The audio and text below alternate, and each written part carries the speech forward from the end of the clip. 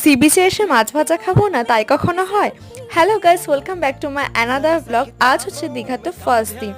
হোটেলে এসে চা বিস্কুট খেয়ে তারপর ব্রেকফাস্ট করে রেডি হয়ে গেছিলাম বিচে যাওয়ার জন্য। এটা ছিল আমার আজকে আউটফিট। তো এখন আমরা যাচ্ছি হচ্ছে বিচের দিকে। অনেকদিন পর এসে আমার ভীষণই ভালো লাগছে। তো বিচে অনেকক্ষণ এনজয় করার পর, অনেক ফটো ভিডিওস তোলার পরে এখন আমরা যাচ্ছি আবার হোটেলের দিকে।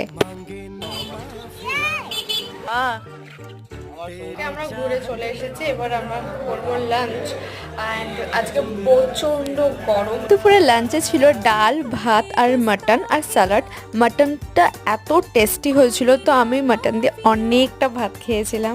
সন্ধ্যাবেলায় রেডি হয়ে গেলাম সমুদ্রের ধারে। আজকে কোথাও ঘুরতে যাওয়ার প্ল্যান নেই, বসে বসে খেলাম ঝালমুড়ি, তারপরে খেলাম হচ্ছে মাছ ভাজা, যেটা হলো অ্যাকচুয়াল সি বিচ ফুড। তারপরে খেলাম ফ্রাইড মোমো, যেটা খেতে অতটাও ভালো ছিল না।